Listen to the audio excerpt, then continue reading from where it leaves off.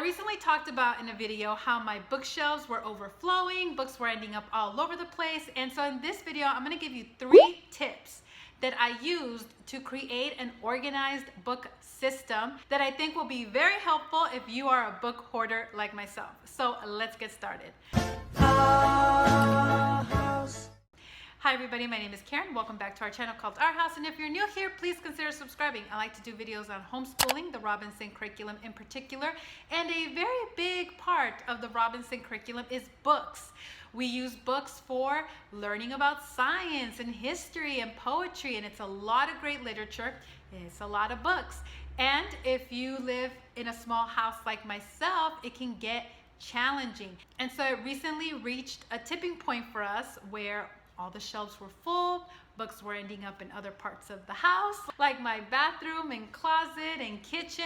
Now, these 3 tips were really helpful to me in getting it together. Number 1 is to input all of your books into some kind of a cataloging system. You could do this on an Excel spreadsheet if you really want to, but honestly, the way to go is with an app. I like to use the Book Buddy app. I think I just paid a couple bucks for the upgrade.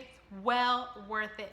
And so what you could do is scan a barcode and it inputs the book in your library. You can search for the title. You can do all kinds of things to make sure that whatever book you have, no matter how old, because we love old books here that don't have barcodes, you'll be able to input it easily into your library.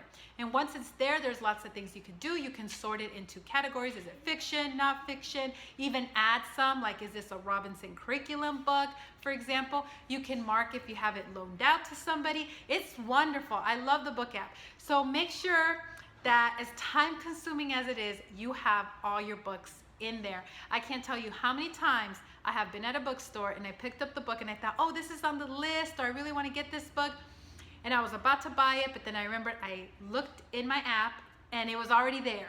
And so a book app is super helpful for that. So that's step number 1. That will come in really handy when you start to do tip number 2, which is creating a book rotation system. Now, I really thought about this, and it's just like a wife that has a closet full of clothes and says, I don't have anything to wear. You can't really see those great pieces of clothing in there because it's so jam-packed with all this clutter. Okay, same thing on Christmas morning. Maybe you've noticed this already, where if you give your kids too many toys, it's kind of overwhelming for them. Then they end up playing with the box and the wrapping paper, or maybe they have a room full of toys and they never really play with anything anymore. And what a lot of parents do is a toy rotation, where they take out majority of the toys and they only leave a few, and those toys get played with a lot, and then by the time it's ready for another season, however long you want to rotate, then you switch out the toys, and those toys are like brand new toys to them, right? Same thing with clothes. A lot of people do a clothes rotation system where they have just the seasonal items that they need out, just their favorite pieces, and the rest of the clothes, they put it away and your closet feels so much better. Well, I found that it's the same thing with books. And so I decided that I was only going to leave a certain amount of books on my bookshelves, and the rest would be put away to later be brought out for a different rotation. And so the categories of the bins that I had laid out for where those books were going to end up, because you don't want to put just all your books into one big storage bin and then you're trying to find something and you can't find it. So here's my organized system. I had an under the bed storage thing, because that was probably the thing that I was gonna pull out most often. So I used that for my Robinson curriculum book. So any book that I pulled off the shelves that was on the RC list, I put it in that under the bed storage thing. Because again, that's probably the one I want easy access to be able to pull out. I had another bin for just favorite books. Favorite, just regular literature books, story books, children's books, all of that in one bin. I had another bin for more of the academic books, the geography, the history books, and also seasonal books such as Christmas books. No one is reaching for those Christmas stories in July, right? So I'm putting the seasonal Christmas books away. Another thing that you might want to consider is keeping it, I don't want to say age appropriate, because all the books that you have in your home should be appropriate for everybody, but I'm talking about age specific. So the older teen books, I don't need to have them out right now. Nobody's really reading them. My oldest is almost 13. So you want to have some books that are a little bit stretchy for them, a little bit, more older for them, more challenging for them. But you also want to keep in mind not to have books that are just too far beyond, that they're not there yet. They're not going to read them. And one last bin that I had was for not Robinson curriculum books on the list per se, but books that were in the additional reading categories. Just like all the Elsie Dinsmore, all the Hardy Boys, all the Nancy Drew, books like that, I kept that in a separate bin. Now, I thought it was gonna be challenging, but I did find a spot to be able to put the books where they're still easily accessible, especially the Robinson books under my bed, but they were put away.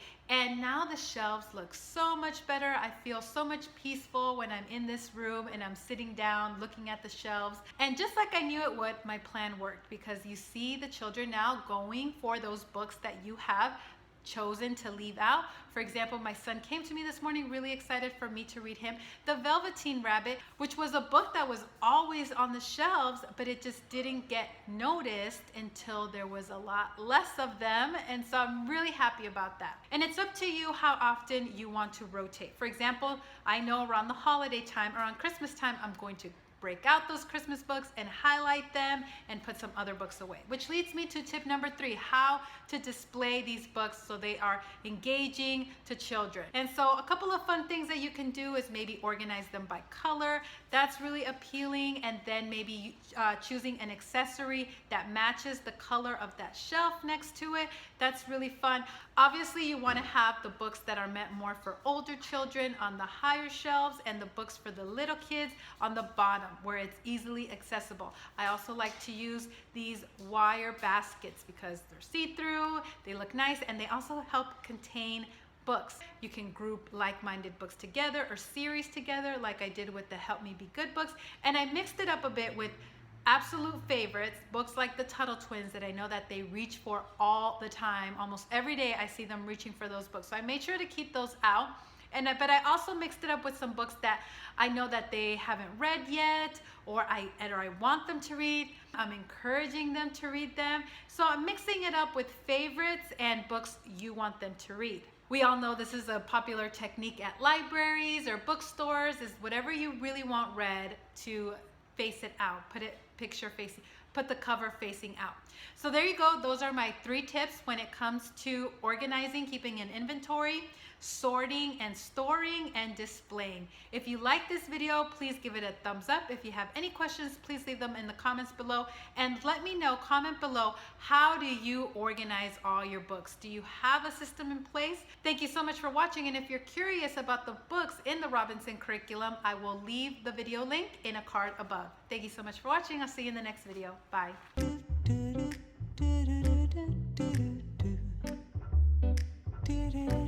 Do